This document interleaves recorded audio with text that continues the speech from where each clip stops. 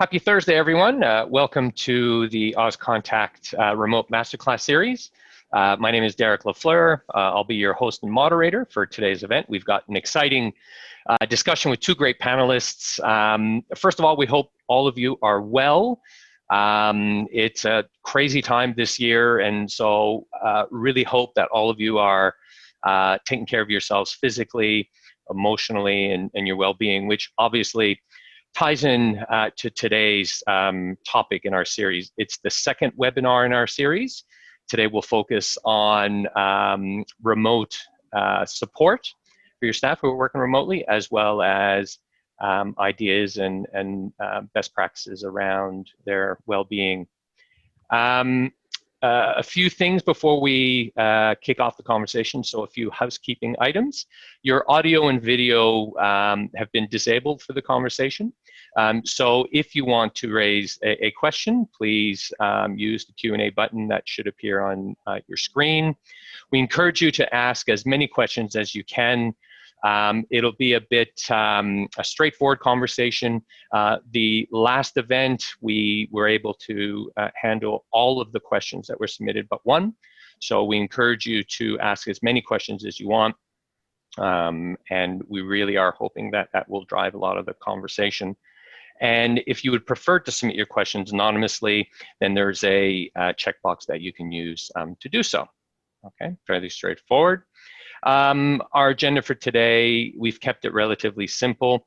Two key categories of conversation. The first one will be around the support for the day-to-day tasks that your staff have to do from home. That'll be topic one, and the second topic will then be about how best to manage and look after their well-being while they're working from home. Okay. All right, so we'll just kick off into today's panel. I'll ask Marie to kick us off, tell us a little bit about herself, and then Tim, you can follow along. Great. So hi, I'm Marie. I am the Head of People and Culture for People Care, and we are a private health insurance organisation. We have about 220 staff. And of that, not only do we look after our People Care Fund, which is a national non-for-profit fund, but we also do outsourcing arrangements for Allianz. I know we've got some Allianz people that are on part of this webinar, so a special hi to you guys. So we look after Allianz's overseas visitors health cover clients and members. And we also look after Reserve Bank Health Fund and One Health Fund. So we have a number of contact centres, and we also have, an eye and dental practice as well. Did you want me, Derek, to kind of talk through the experience that we've had of COVID, or do I hand it over to Tim? Maybe hand it over to Tim, and then we'll get to that starting point. So, Tim, if you can tell us a little bit about who you are. Thanks, Derek. Hi, everyone. So Tim Buzzer. I'm Manager Workplace Innovation at IAG. So my role primarily is looking at wellbeing in the workplace, and from the perspective, though, of understanding how our systems of work and ways of working have an impact on wellbeing, and then experimenting, testing, and ultimately implementing new workplace practices that deliver better outcomes for our people. The premise behind all of that ultimately is better outcomes for our people will drive better outcomes for our customers. So today is a really important topic to me, one I'm very passionate about, and we'll see if we can squeeze it into an hour, because Derek's going to have to be on his game to keep me from keep me quiet. All right, an early challenge. I'll accept that. That's good. And I'm, as I mentioned at the outset, Derek Lafleur. I'll be hosting and moderating. The majority of the talking obviously will be from Marie and Tim, and I'll just help to move the conversation along. I'm a member of the Victorian Auscontact Committee. I also have my own consultancy practice where I've leveraged my over 25 years in contact centers. So I'm excited to be here, and without further ado, we'll just get us going here. So let me just pull up the next slide. So just in terms of introducing this first section, so we'll focus the conversation around supporting staff working from home in terms of their day-to-day roles. And again, as I mentioned earlier, please feel free to ask any questions along the way. We'll do our best to get through as many as we can. But I thought we'd start off the conversation with Marie. And Marie, if you can tell us a little bit about the experience that People Care has gone through. You were primarily premises-based, obviously mainly working from home now. So perhaps just kick that off. How did that go? And what are some of the initial learnings you've had around supporting your staff? Yeah, great. So People Care's, we're primarily based in Wollongong, which is about an hour south of Sydney. And we have a smattering of team members based interstate. So we have one person that's based in Western Port and Victoria, and we have a couple of people that are based in Brisbane, and we have another person that's based further at the south coast. And essentially that was it. We had 4 people working remotely, and otherwise everyone else was in our offices. And we have about 3 offices in Wollongong, as well as our dental and optical practice. So for us, when lockdown occurred for New South Wales, essentially we had to move very quickly and move everyone to home within a 2 to 3 week period who have never worked from home before. So we had to move very quickly in terms of ensuring that our systems and our communication supported that. We did keep around about 10 to 15 people based in the office, and I was one of them that included, because I was there to support those people that needed to stay in the office, and that was either because of IT issues, safety issues, or wellbeing issues, where it was better for them to be working in the office. And we just certainly had to kind of monitor how we met the requirements that the lockdown restrictions were unable to do that. Obviously, that's been lifted quite significantly, and we're gradually returning people back into the office in a hybrid situation. But for us, it's a walk back, not a sprint. And in fact, for our organisation over the past 6 months, and I was just saying to Tim and Derek that it's almost 6 months now, it'll be 6 months next week, where we really moved very quickly and moved everyone to working from home. The experience that's been for People Care has been quite phenomenal, actually, in that what we have seen is really quite significantly a number of people flourishing.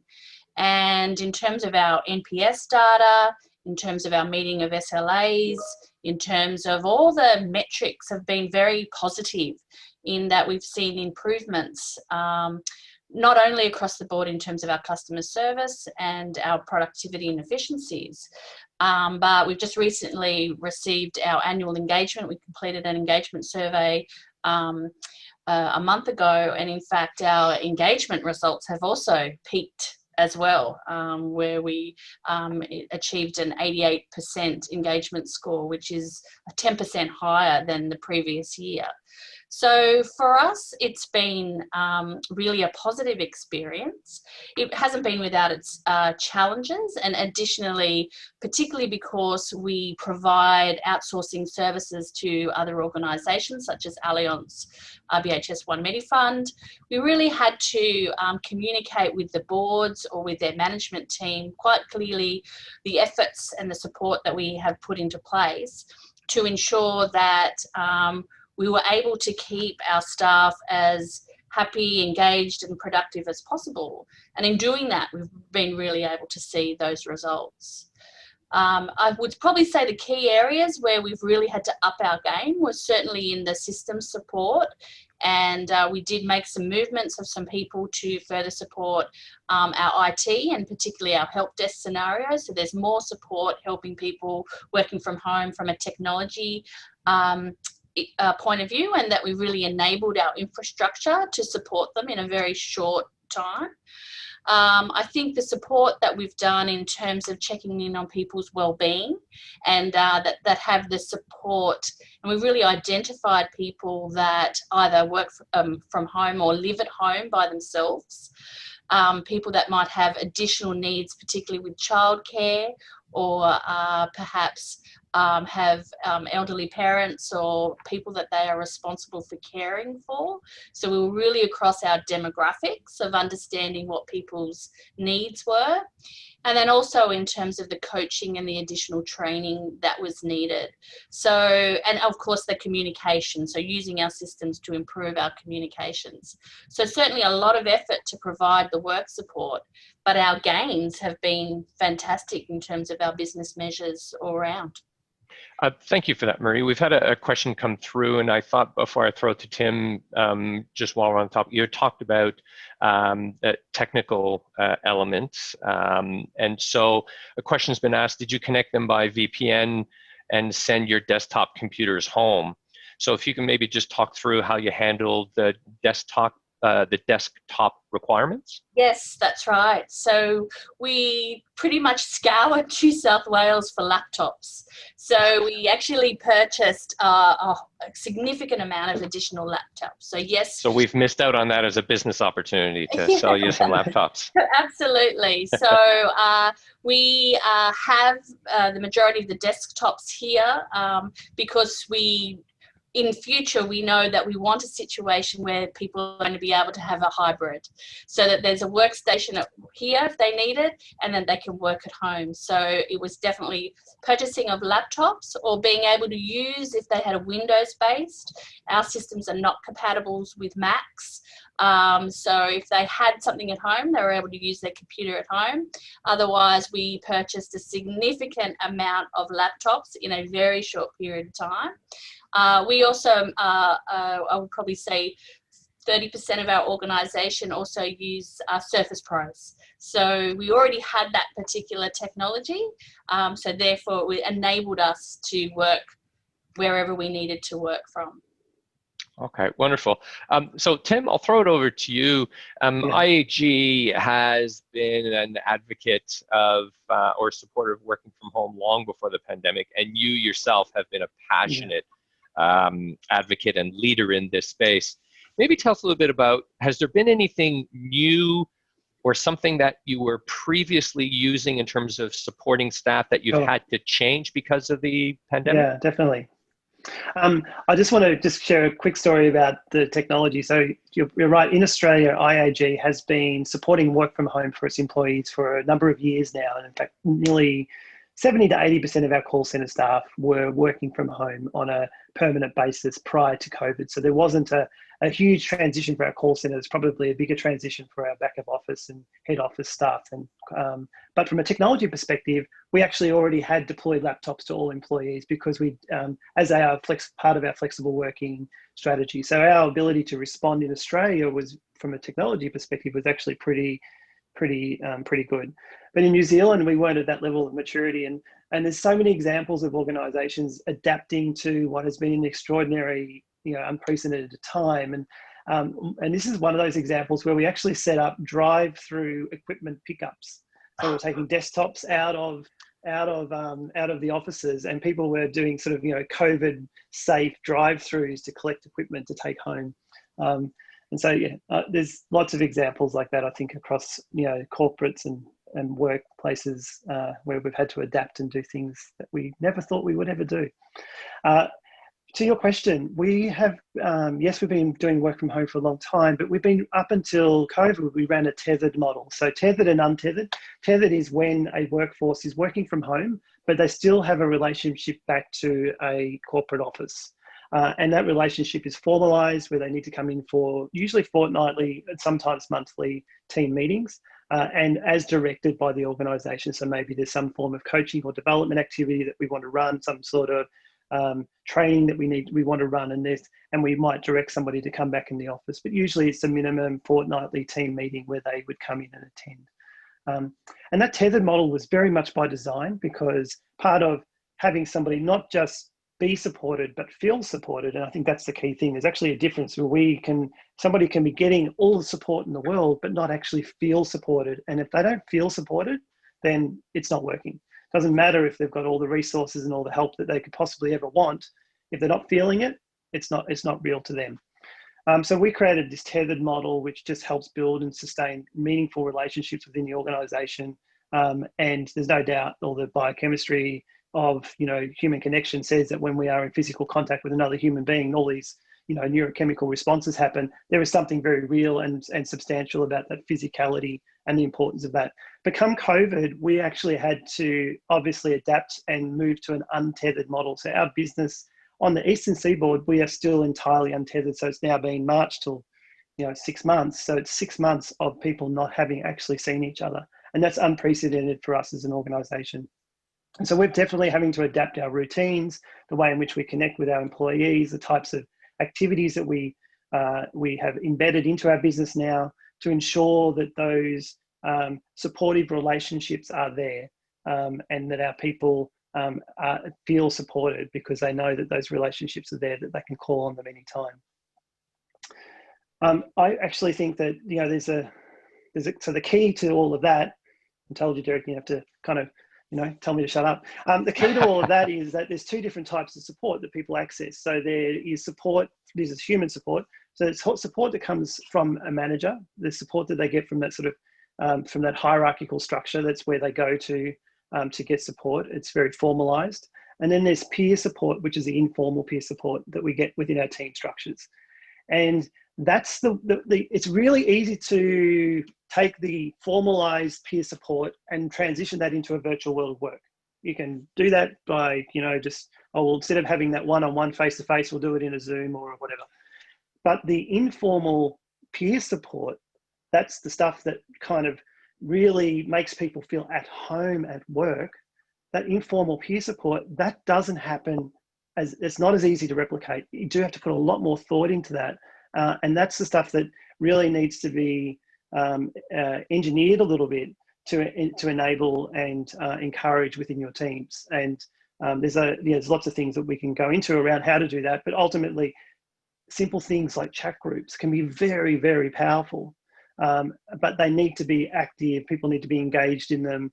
And there's, you, as a leader, as an organisation, you have to take an interest in actually ensuring that they are safe, engaging spaces that people will self-initiate into engaging with, and that's I think the secret sauce. Well, thanks for that, Tim, and apologies for everyone. I dropped out for a moment there. I'm not sure if that came across, but back on now. So I don't know, Tim, I missed a little bit of that. There's a question that came up around, does the tethered model limit the catchment you can recruit from? Have you handled that question? Or if not, if you can just briefly talk about that. No, definitely it does. So one of the key advantages to work from home has been that you've got this massive catchment that you can call upon. We've found up before COVID that a tethered model still was giving us a competitive advantage in the recruitment stakes, because a lot of other workplaces just weren't offering that flexible working EVP that IAG was offering. So we could be competing in very kind of heavily competed Parramatta and Sydney type markets and still be able to attract and retain credible talent. That's probably not going to be the case after COVID. It's one thing that I'm very conscious of now is what was previously a competitive advantage, having a flexible work from home EVP, is now something that most organisations have actually been forced into and have now discovered.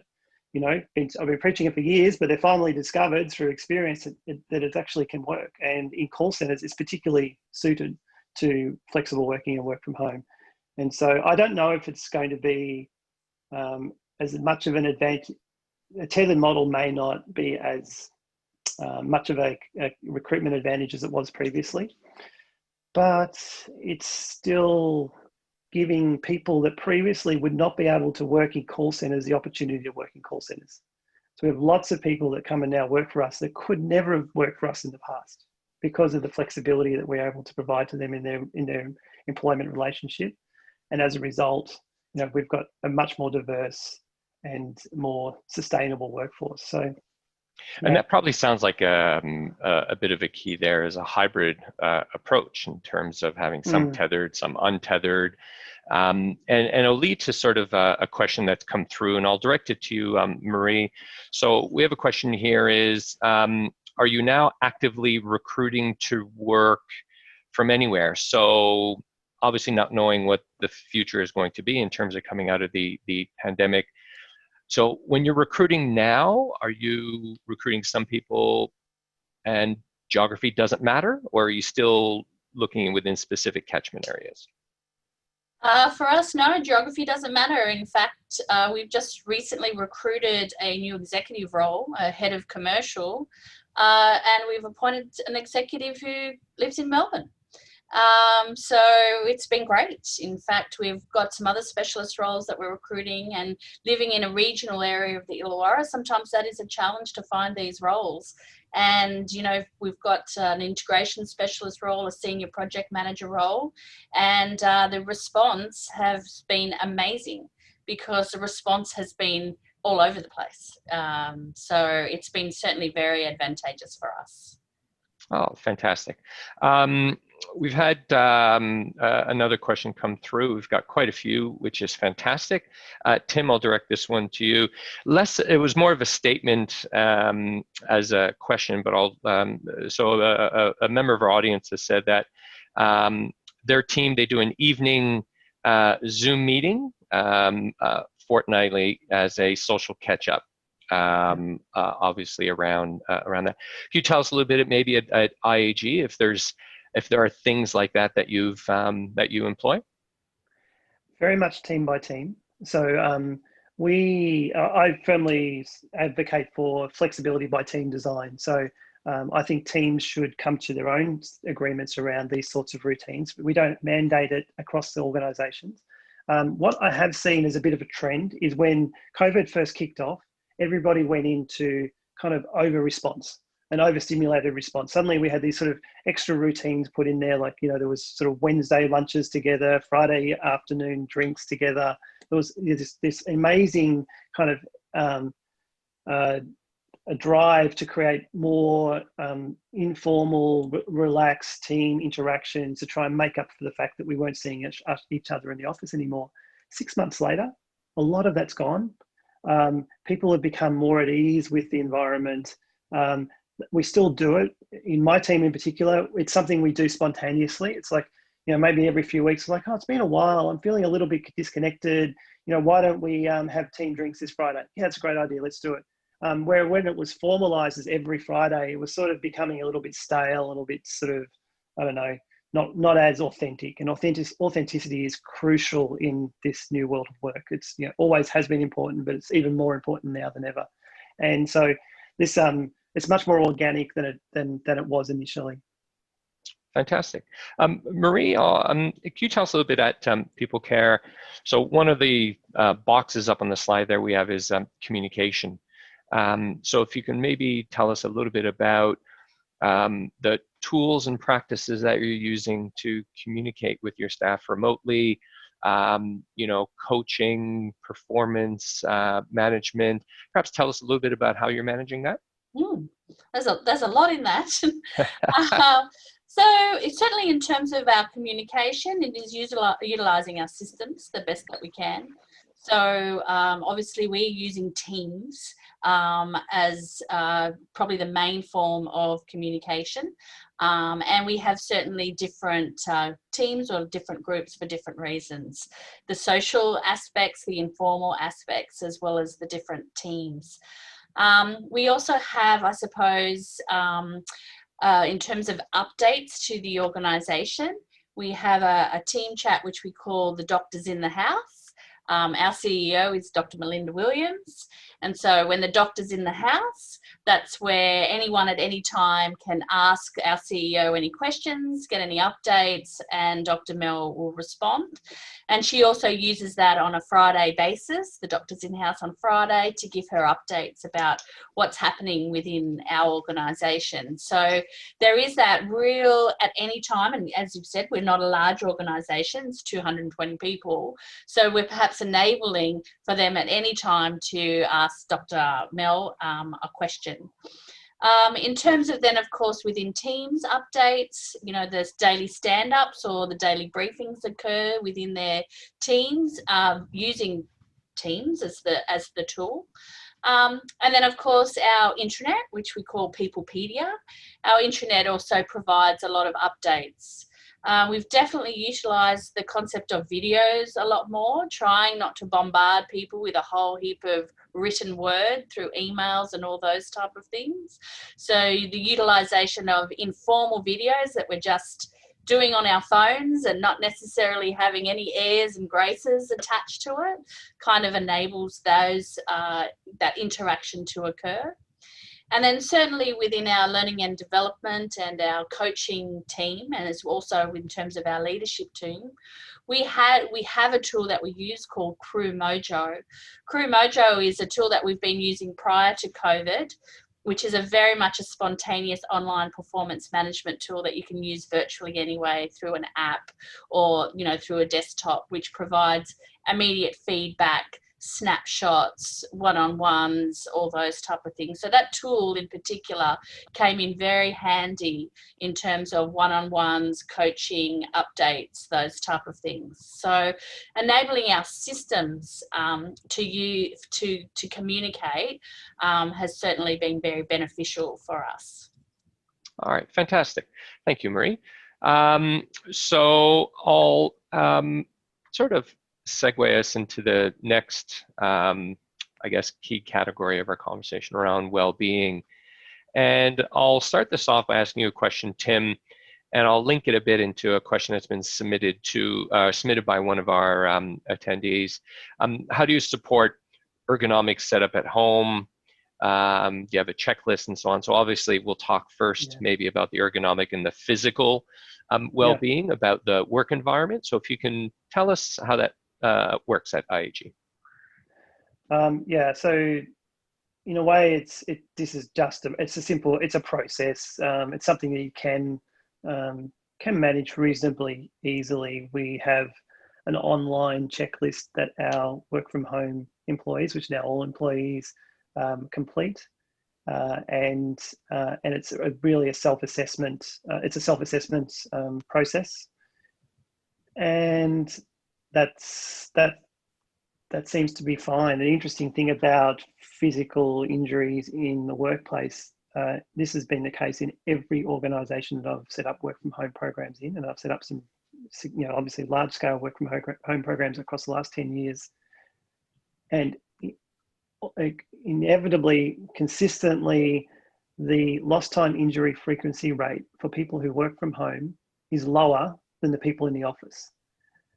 But when you do a subjective assessment, a risk assessment of that home office environment, it's always riskier than the office.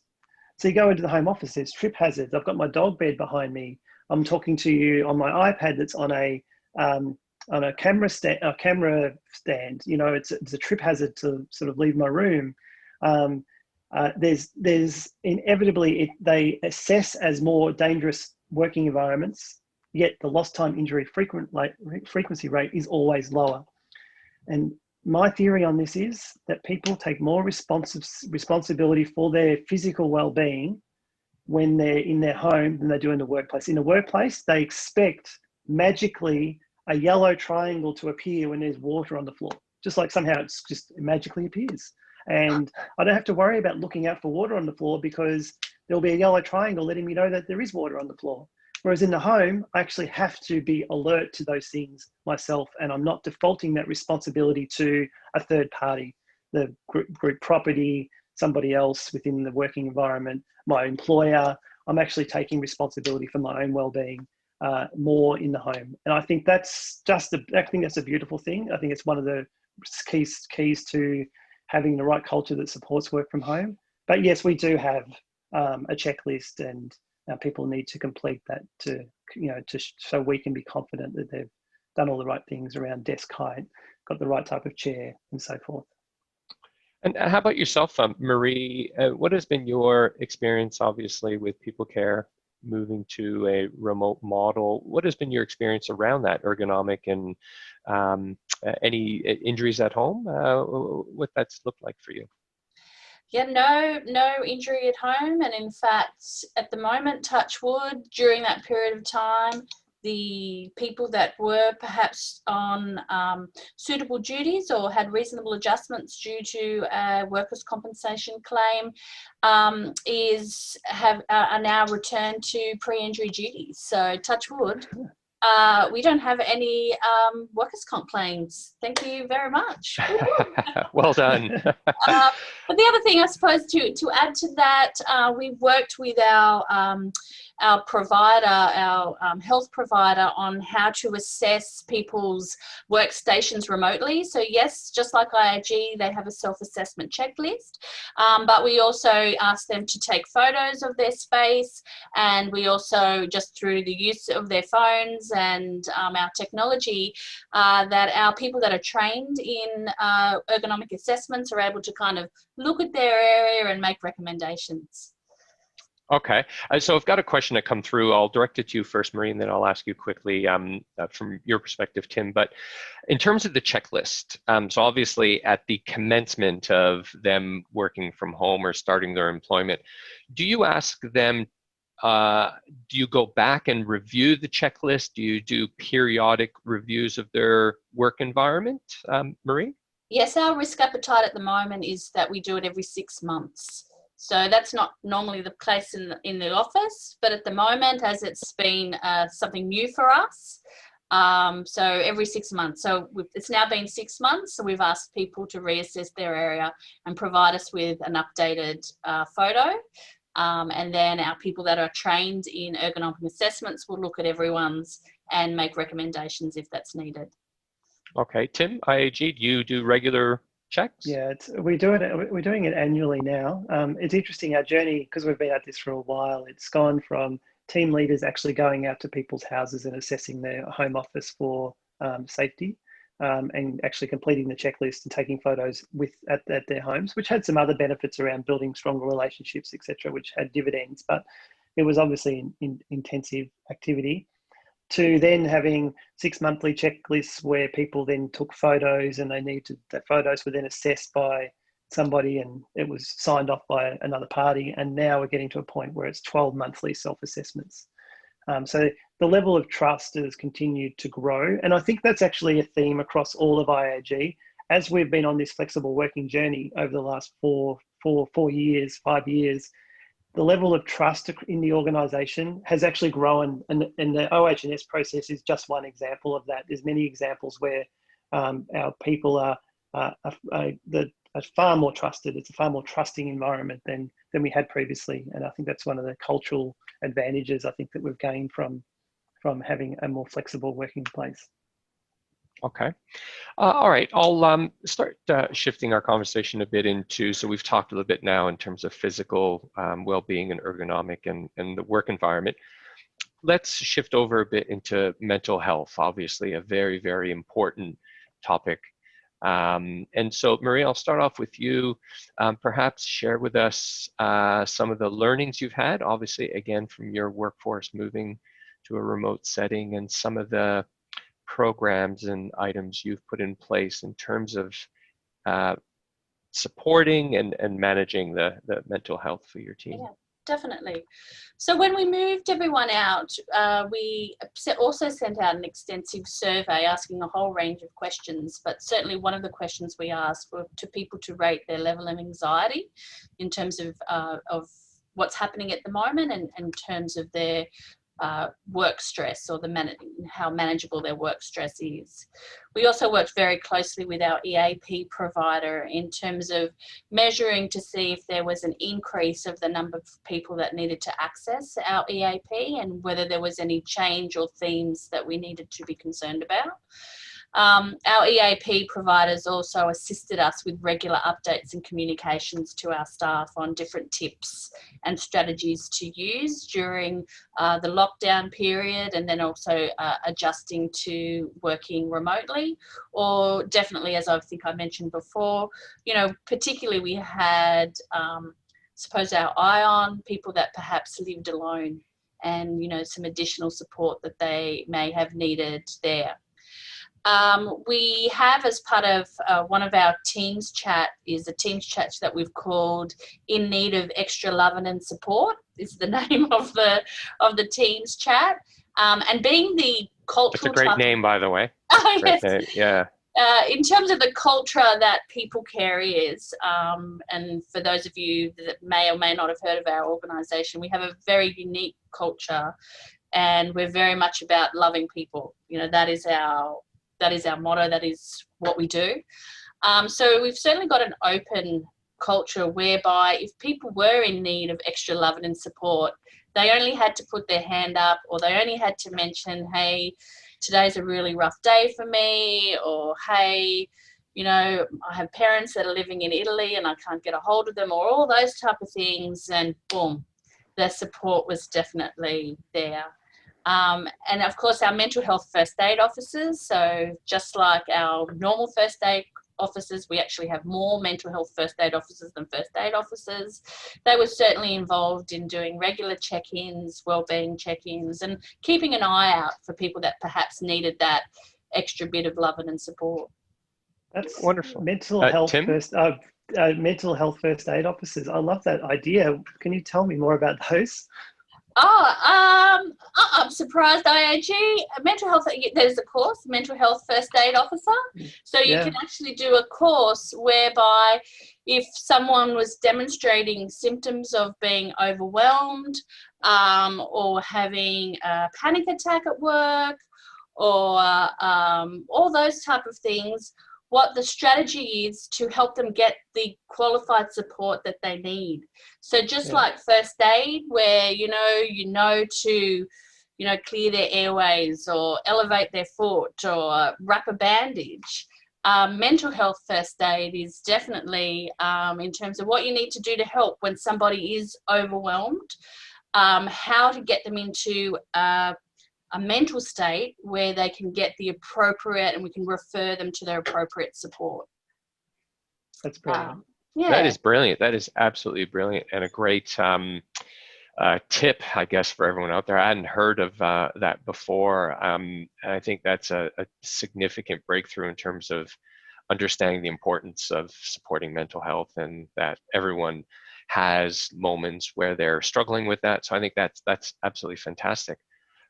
Tim, at IAG, what are some of the things that you do there around supporting the mental health and well-being of your staff?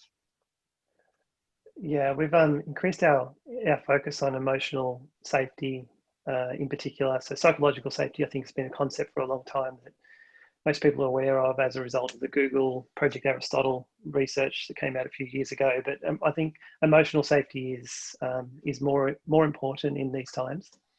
Being more specific around that. So the theory and the background there is that there is a big difference between loneliness and being alone. So you can be standing in a crowd and still experience loneliness. So it's actually, loneliness is not a symptom of whether or not I have other people around me or not. It's actually a reflection of do I have meaningful supportive relationships in my life that I can call upon at any time safely, knowing that that person will not judge me, will accept me for who I am and where I'm at. And creating a culture and a workplace where those types of relationships are encouraged and created is absolutely critical. The Harvard longitudinal study into well-being, which is the largest study into well-being, or the longest running one ever completed. It started in the 1930s, it's still going today. Tracked a group of participants over all those years, and has found that having meaningful relationships in your life is a stronger predictor into health and longevity than smoking, diet, exercise, all those things we think about are what determines whether or not we live a healthy, happy, long life. Actually, the one factor that sits above all of the rest by quite some way is whether or not we have meaningful, supported relationships in our lives. And the workplace is no different. In fact, in some ways, it's one of the best places to establish those relationships. I've certainly been parts of teams where I felt more supported, more appreciated, more connected than I do even in my family at the Christmas table. Like, families can be funny things. They have lots going on, but we've all probably experienced those moments in our careers where we've been part of really close teams that have been remarkable and safe, and where you felt you could be yourself, and you could share anything, and it would be accepted and met with the right attitude. So that's kind of the key. That's the key to success in building great cultures, and practically how we started to create that is working on making it safe for people to communicate and share their emotional state. So primarily we communicate our emotions in the physical world through our body language. So I can be telling you that I'm okay, but have a tear in my eye, just as an extreme example. So you know that my body language will always betray how I'm feeling. Unless I'm an incredible actor, it will always betray how I'm feeling. So it's actually how we communicate emotions is through our body language in the physical world. But in this new virtual world of work, that's largely removed. And if I really want to hide how I'm feeling, I could just, my camera's not working or whatever. People will play all sorts of games in order to hide their feelings because they can and they will. And so we've had to start working on building the capabilities within ourselves to do a few things. First of all, actually tune into your emotional state and be able to understand, how am I feeling? Because I don't know, it's not a question I ask myself very often because my body language just does it. So tuning in and being able to actually tune into that and understand how I'm feeling. Develop the emotional vocabulary to be able to share that with other people. So, and then create routines where we're actually asking people to share their emotional state. And then create team environments where people feel safe, obviously doing that, and a culture of acceptance, not judgment. So there's a number of things in all of that that takes a lot, but the simple practice is at the beginning of every team meeting, we actually go, and this is organisation-wide just about now, we start the team meeting by checking in and going around. So how are you feeling? What's on your mind? And going around. Now, the how you're feeling question is critical, but we have rules. You can't answer I'm good. Good is banned. And the first time you ban the word good, you watch people like get tongue-tied. The other thing is to learn that everyone's pulling out a thesaurus, right? So yeah. We gave people tools like you Google emotional wheel, and there's some really good tools around it. It has a little list of all the different emotions in sort of various states in a wheel as a tool. But the really sophisticated, advanced kind of state where you can get to is understanding that we're always experiencing a myriad of emotions at any given moment. It's a symphony of emotions in your body right this moment. I'm now talking to you. I'm excited. I'm enthusiastic. I'm kind of a bit anxious. I'm feeling energized. You know, there's a heap of emotions playing out in my body right at this moment. But being able to tune into that, understand that, and articulate it to others is crucial, and being able to do that in a way that feels safe. Now, the next thing is getting to a point culturally where that happens is actually creating examples. So the new form of leadership is simply to be an example. That's the most powerful leadership practice that we can express. So we're encouraging, and particularly hierarchical structures, to get those senior leaders to actually be an example, to share their emotional state when it's not great, and share the practices that they've put in place in order to address that. And we've got leaders, you know, the CEOs of the organization actually creating home videos and talking about stuff, personal stuff, and how they've dealt with it and how it's affected their work and how they've responded to it. And that sort of examples are so important, because it makes it okay for everybody else to say to share how they're feeling. And that's the key. Like, it really is that leadership through example is the way in which we make this possible. I couldn't agree more, Tim. Marie, you had mentioned before the Doctors in the House program, which, you know, sounds like a great 80s or a title for a great 80s sitcom, Doctors in the House. But just to flow on a bit from what Tim has just told us, have you done any additional special training with your leaders, your team leaders, in terms of picking up on some of the things like Tim has mentioned in terms of the body language might betray what they're saying? Are there some things that you've done with your leaders to help them identify these things remotely instead of doing it face-to-face? Yes, we have. So, you know, part of our models for our People Care Leaders program, or the things that are important to be a people care leader, is very much along the lines of emotional intelligence. So, you know, certainly not only to be able to recognize and be self-aware of your own emotions, but then that next stage of how to identify with others and help them manage through the emotions that they're experiencing as well. So it is really, I suppose, a critical factor in order to, I suppose, help build the level of resilience for our organisation of what is happening to them now. You know, we've had a period of dramatic change for our organisation because we didn't have a work from home environment really. So in a matter of 2 to 3 weeks, an organisation that was very closely knit and geographically very close, to have them in a matter of 2 to 3 weeks, and now to the point of not seeing each other for a period of 6 months. What are the measures that we've put in place, and what are the key roles that our managers have played in building that level of resilience, where people are able to, I suppose, be empowered to make decisions about their own well-being, get the support that they've needed, identify when things are a little bit wobbly, and, you know, use the support structures that either our organisation provides or our external partners provide, or even what they can do within their own family, to be able to build on that resilience, because it is just so critical.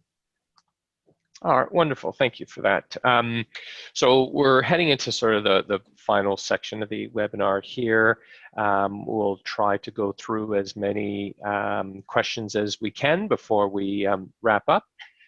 So Tim, there was one here that was addressed to you in the earlier part of the conversation, and I thought I'll come back to it around supporting staff. So it says here that you mentioned managing remote teams takes time and effort by managers to support their peer relationships and engagement. What feedback have you received from your managers on them managing their work and supporting them? Managers being supported. So yes. Is that where the question is? Because we Yeah. do give a lot of emphasis to the front line, obviously.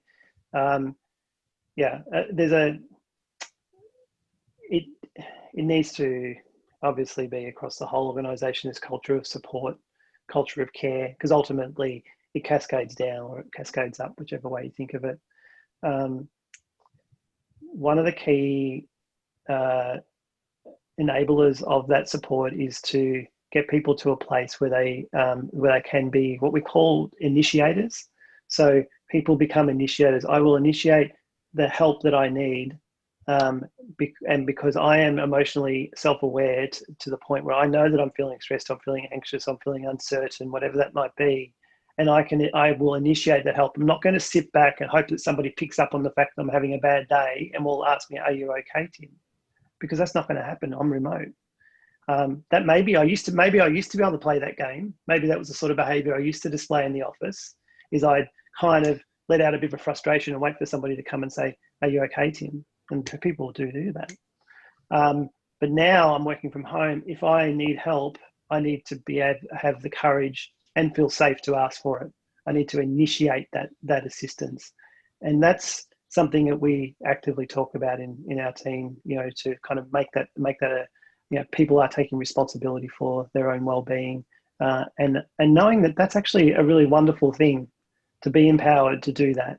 I think it's something that we all should strive to achieve, and that's often we see managers are pretty good at that anyway. They've got to that point of leadership where part of the reason why they've become a manager is because they do take self-responsibility. They've achieved that role in the organisation because that's part of their growth that's helped them get to that point. But still, they've got to feel safe. Okay, so I'll ask a final question to both of you, and I'll start with you, Marie. So a question has been submitted. How do you see the go-forward strategy for working from home? Do you see it as it will be a permanent thing, a hybrid? What do you think the future holds in terms of that for people care? Yes, I was saying earlier that the amount of work that we've put in terms of returning people back to the office is far more significant than the work that we had to put into moving them out. So for us, we imagine that it will be a hybrid situation. we feel that there will be people that never will return to the office because for a multitude of reasons, but where they are at present is that they're absolutely thriving. So for us, how we've planned it is definitely a hybrid situation.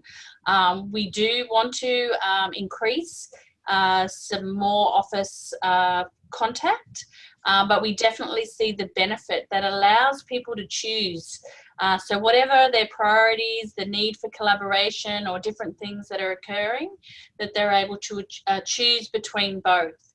And then I suppose additionally from a pure real estate point of view, with some of the new restrictions and the no more hot desking or sharing or things like that, we just don't have the space now for everyone to return back to the office. And then, of course, it makes good business sense that, you know, from a real estate point of view, that there are more people working from home.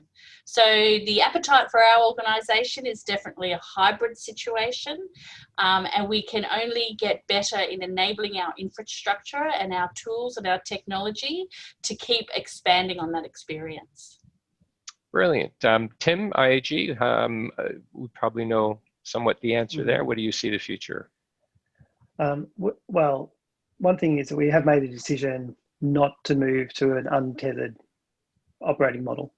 So we're going to remain with a tethered operating model because one of the key values of the organisation and one of the things we actually measure in our quarterly employee surveys is connectedness. So people feeling connected to the organisation values and its purpose, connected to your leader, and connected to your teammates and colleagues.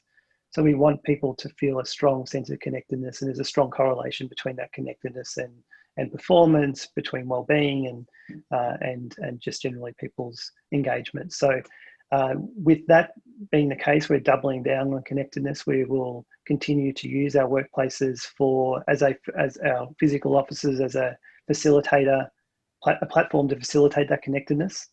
And whilst there won't be mandated percentages of time that people spend in the office, it will be very much a hybrid. If you want to work from home 4 days a week or 3 days a week or 2 days a week, we'll enable that. Whatever works for you and your lifestyle. There's a thing on here, work-life integration, that's different for everyone. But we will mandate minimum, there'll be some activities that all employees will need to participate with in their office. So they might have to come in, for example, in the call centres for their fortnightly team meetings.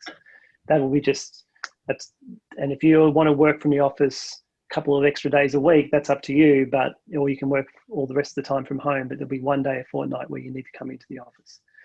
So that's where we're heading. The mix is going to change. As I said before, we've surveyed, we know that the mix will change. We had 30% of our call center workforce working from the office. It's now full-time from the office. Now it's looking like our employee preferences shifted to somewhere sort of between 5 and 10%. So the vast majority of employees will be working from home full-time because that's their choice, and that's the point. They've got the choice going forward, with the caveat around those mandated activities that will be office-based. Okay, wonderful. Look, that brings us to the end of the discussion. I want to thank everyone for joining us. I hope there was some value in there. I know picked up a bunch of really great ideas and so on. We hope that this has really helped all of you. And thank you again for joining us. Just quickly let you know of the third and final event in our series. It will focus on recruiting and training with a remote workforce. And our panelists will be Megan Madigan from People Care, so Marie's colleague, and Deanne Martin from SEEK. So we're looking forward to that.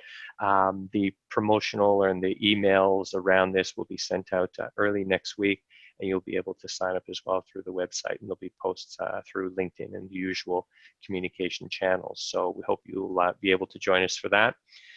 So I'll ask a final word, starting with you, Marie. Any final words of wisdom for everyone? No final words for wisdom. I think we've just had to learn as we go, and it's something that we build upon. And I'm sure that was the experience with IAG, who is, well ahead of us, is that we just keep getting better. We can't be perfect, but we can get progress. And, certainly that's been our philosophy and what we've been trying to do. Wonderful. Tim, final word? Yeah, definitely. My suggestion is if we can create a culture of experimentation, give teams the power to be self-organizing around their ways of working as much as possible, so that they can experiment with different ideas, different activities, and encourage that then to be shared across the organization, create a forum for that. And then the organization grows and learns together and starts to explore these new ways of working and create new ways of working. Some will succeed, some will fail, but that's perfectly fine. You're not going to achieve any growth in this area without some form of, some sort of playful experimentation. And it can be really fun. Like, there's some great examples. I was thinking before, we're talking about some of the routines the teams have put in place. One of the teams has got, I just wrote down, they have a team called My Lunch is Better Than Yours. And they have that once a week on a Tuesday, and everybody kind of home cooks their best meal, and they show off and they sit there and look, I'm having whatever, homemade something. Oh, that's brilliant. So that you get just encourage that, and then they shared that, and other teams copied. Do walking one-on-ones, walking team meetings, try all sorts of different stuff. Just give it a go. If it doesn't work, it doesn't work. If it works, share it with everybody, and then then the business can evolve. I think that's the wonderful opportunity of this moment in time, is that there is no rule book. We're in an uncharted territory, and that gives us the permission to try things that perhaps we never could have tried before, which is awesome. Last thing I'd like to offer is I put this out on LinkedIn a little while ago, and a few people have taken it up, and that I'm more than happy to come along and talk to teams at any organisation for an hour or so, up to an hour, to explore this further. It's something I love talking about, and I always get as much out of those sessions as I give. So if you would like to take me up on that, please shoot me a note, and I'll happy to have that conversation. That's a fantastic offer, Tim. Thank you. And final word from me, a big thank you to both Marie and Tim for joining us today and sharing with us their insights, their learnings. It's been greatly appreciated. Again, we hope that this has been able to help you with some ideas in your own workplaces. On behalf of Auscontact, thank you for joining us. Wish you well. Take care of yourselves, take care of each other, and we'll talk to you again soon.